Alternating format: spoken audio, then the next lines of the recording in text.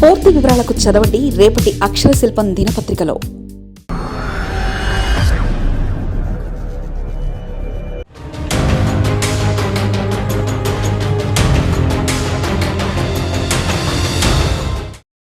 చంద్రబాబు పవన్ మదిలో ఉన్నదెవరో, పెద్దల సభకి టీడీపీ నేతల పోటీ.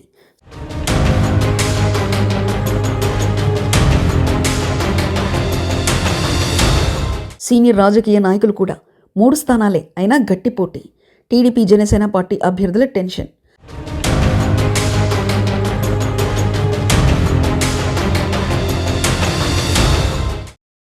ఆంధ్రప్రదేశ్ కూటమి నేతల్లో రాజ్యసభ రేస్ మొదలైంది. 3 వైసీపీ రాజ్యసభ సభ్యుల రాజీనామాతో ఖాళీ అయిన స్థానాలకు ఉప ఎన్నిక నోటిఫికేషన్ జారీ చేసింది ఎలక్షన్ కమిషన్. దాంతో కూటమి పార్టీల మధ్య వేడి రాజుకుంది. మరి 3 సీట్లను సమానంగా 3 పంచుకుంటారా, లేక లెక్కల ప్రకారం ముందుకెళ్తారా? అసలు రాజ్యసభ రేసులో ఎవరున్నారు, ఏ పార్టీ నుంచి ఎవరు సీటు ఆశిస్తున్నారనేది హాట్ టాపిక్గా మారింది. ఏపీలో రాజ్యసభ రేసు ఉత్కంఠ రేపుతుంది. రాజ్యసభ సభ్యత్వం కోసం పోటీ పడుతున్నారు కూటమి నేతలు. అయితే ఈ 3 స్థానాల్లో ఒకటి టీడీపీకి దాదాపు ఖరారైనట్లని చెప్తున్నారు. మిగతా 2 సీట్లలో ఒకటి జనసేనకి ఇచ్చే అవకాశం ఉందని, 3వ స్థానం కోసం టీడీపీ బీజేపీ మధ్య పోటీ ఉందని అంటున్నారు. ఇక టీడీపీ నుంచి బీద మస్తాన్రావు, సానా సతీష్, ఖమ్మంపాటి రామ్మోహన్ రావు, గల్లా జయదేవ్ పోటీ పడుతున్నట్లు సమాచారం. అలాగే జనసేన నుంచి నాగబాబు, బీజేపీ నుంచి నల్లార కిరణ్ కుమార్ రెడ్డి రేసులో ఉన్నట్లు చెప్తున్నారు. అయితే ఖాళీ అయిన 3 స్థానాల్లో 2టికి 4 ఏళ్ల చొప్పున పదవీ కాలం ఉండగా ఒకదానికి మాత్రం కేవలం 2 ఏళ్ల టర్మ్ మాత్రమే మిగులుతుంది. దాంతో 4 ఏళ్ల పదవి ఉన్న సీట్ల కోసమే పోటీ ఎక్కువగా కనిపిస్తుంది. 4 ఏళ్ల టర్మ్ ఉన్న సీట్లలో ఒకటి టీడీపీకి ఖరారైందట. రీసెంట్గా రాజ్యసభకు రాజీనామా చేసిన బీద మస్తాన్ రావే మళ్లీ ఈ సీటును దక్కించుకోబోతున్నట్లు సమాచారం. 4 ఏళ్ల టర్మ్ ఉన్న 2వ సీటు కోసం విపరీతమైన పోటీ నడుస్తుంది. ఈ సీటును జనసేనకిస్తే మెగా బ్రదర్ నాగబాబుకు అవకాశం ఇవ్వొచ్చని టాక్. ఒకవేళ 2 ఏళ్ల టర్మ్ సీటును గానీ జనసేనకు కేటాయిస్తే మాత్రం నాగబాబు తప్పుకోవచ్చనే మాట వినిపిస్తుంది. ఇక బీజేపీ నుంచి మాజీ సీఎం నల్లారి కిరణ్ కుమార్ రెడ్డి పేరు ప్రచారంలో ఉంది. కిరణ్కు బీజేపీ అధిష్టానం హామీ ఇచ్చిందని, ఖచ్చితంగా సీటు దక్కొచ్చని అంటున్నారు. ఇక టీడీపీ నుంచి సీనియర్ లీడర్లు ఖమ్మంపాటి రామ్మోహన్ రావు, గల్లా జయదేవ్ పోటీ పడుతున్నారు. కాకినాడకు చెందిన సానా సతీష్ కుమార్ కూడా పోటీలో ఉన్నట్లు తెలుస్తుంది. నామినేషన్లకు ఇంకా 3 రోజులు మాత్రమే టైం ఉంది. ఈ నెల 30 లోపు నామినేషన్లు దాఖలు చేయాల్సి ఉంది.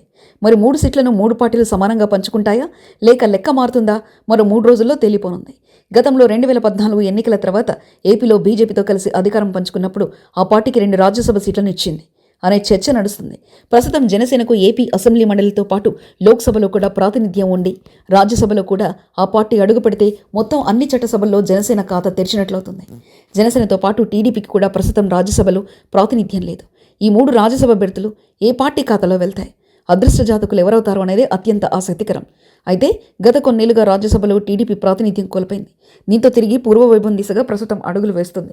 అధికారంలోకి వచ్చిన 100 రోజుల్లో 3 వైఎస్ఆర్సీపీ సభ్యులు రాజీనామా చేయడంతో ఏర్పడ్డ 3 ఖాళీల విషయంలో సీఎం చంద్రబాబు నిర్ణయం ఎలా ఉండబోతుందనేది ఆసక్తికరంగా మారింది.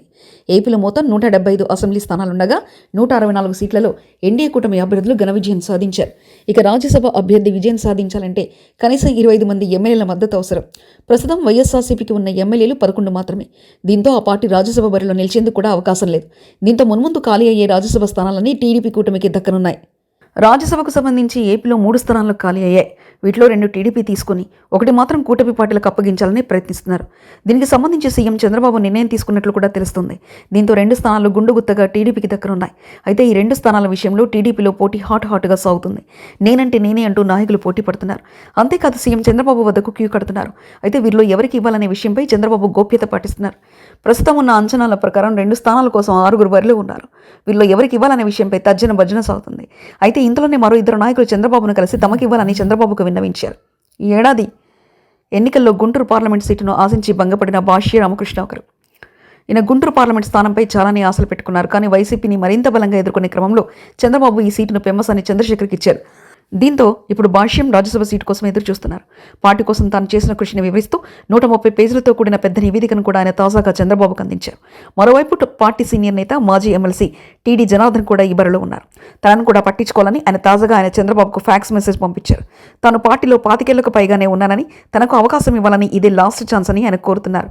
ఇక పైకి కనిపించకపోయినా తెర వెనుక మాత్రం 6 ప్రయత్నిస్తున్నారు. వీరిలో మాజీ ఎంపీ గల్లా జయదేవ్, సినీ నటుడు మాజీ ఎంపీ మురళీమోహన్, అదేవిధంగా రాజకీయాలకు దూరంగా ఉన్నానని చెప్తున్న నటుడు మోహన్ బాబు, నిర్మాత అశ్విని దత్తో సహా కేంద్ర మాజీ మంత్రి అశోక్ గజపతిరాజు కూడా ఈ జాబితాలో ఉన్నారు. దీంతో ఎవరికి అవకాశం చిక్కుతుందో చూడాలి. మరిన్ని కథనాల కోసం సబ్స్క్రైబ్ చేసుకోండి మీ అక్షర శిల్పం. పూర్తి వివరాలకు చదవండి రేపటి అక్షర శిల్పం దినపత్రికలో.